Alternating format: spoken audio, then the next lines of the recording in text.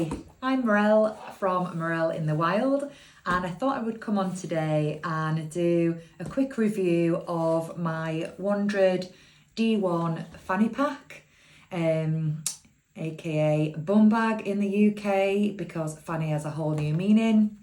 But on to the bum bag. So this is my new bum bag that I got for my birthday, and I've been wanting one for some time just to help with my camera gear and recording gear whilst out photographing wildlife and hiking on our travels.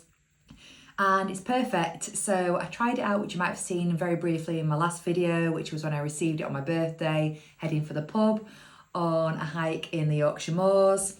But this will just give you a really fast overview of what it's like inside. And for the most of the time, I have my 1:500 lens on my R5 camera, and I'm doing my wildlife photography. And the most frustrating thing for me is I don't want to be taking a rucksack all the time, and I want something that's easy to access, and pockets are a bit of a nightmare. And this perfectly fits in my secondary lens. So when I'm doing more close-up work, I can fit in my 24-105 RF Canon lens.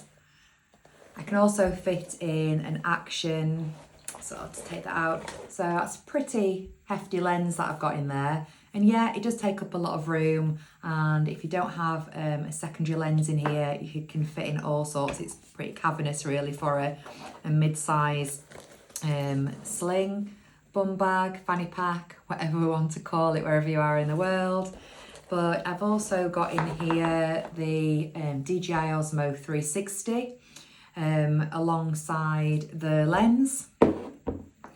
And I've got a spare camera battery, which is here in this little pocket at the back. There's no zip on there, but it's just handy to pick up any smaller items. And I've got a spare SD drive in there.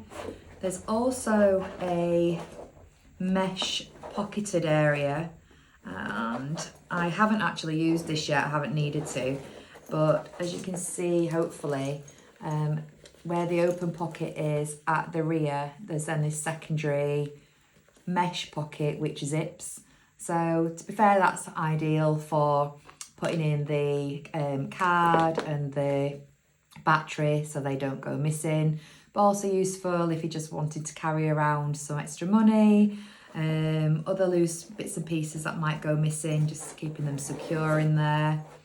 So in all, you've got the large cavernous area to put in lenses, or if you're travelling, or things like your passports, any gear that you're taking on board on the plane.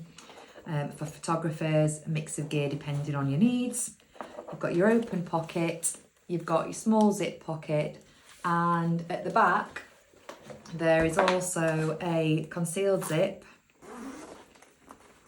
which is passport size. So again, great for travelling and for other bits and pieces, and that's actually foam backed, so it's got a little bit of a protective outer case on, which is against the foam on the rear of the bum bag harness. So yeah, pretty handy. The other thing I really wanted this for, and the reason I chose this colour instead of the green that I have on my rucksack, is I wanted it to go with any outfit. So I wanted to be able to use it while I'm in the field and photographing, but I also wanted to be able to use it as an everyday bag for travel. So a bit of a dual purpose really, and I might invest in another one later on. But it comes in a number of colours. It's got some some brighter colours like yellows and oranges, plain black, the green, and this stone type colour. I would call it stone, and I've forgotten the name of it, but I'll put it below in the comments. And oh, it might actually say on here, maybe not. Yeah, so it's 2 litres in total, and all the specs are online. But I've forgotten what the colour is. Anyway, it doesn't matter. It's stone, and I'll put the exact description below.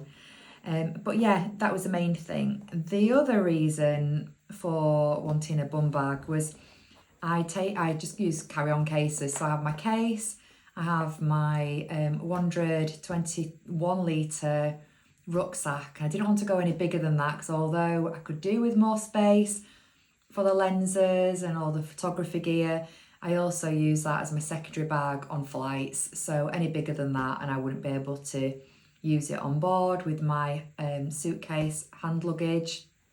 But the bum bag just gives me a little bit more leeway. So under my coat, over my coat, however I choose to put that on my attire when I'm travelling, I can put in here my passport, all the things that I need for on board the flight. And then when I get to my destination, I'm then able to change that up and use it for my photography gear. So that's it, very quick review. So I hope that's been useful for any of you out there that have been interested in the D1 Fanny Pack. Joking aside, you know, this is a really, really handy bag. It's got the adjustable straps. Oh, and worth pointing out that it's magnetic, which I was actually terrified of with my lens in there, but it's super strong. Very easy to use once you get your head around the idea that it's a magnet, and it's really easy to click in place. And if you don't want to wear it as a bum/fanny pack, you can also increase the length of the strap, and it can be used as a sling.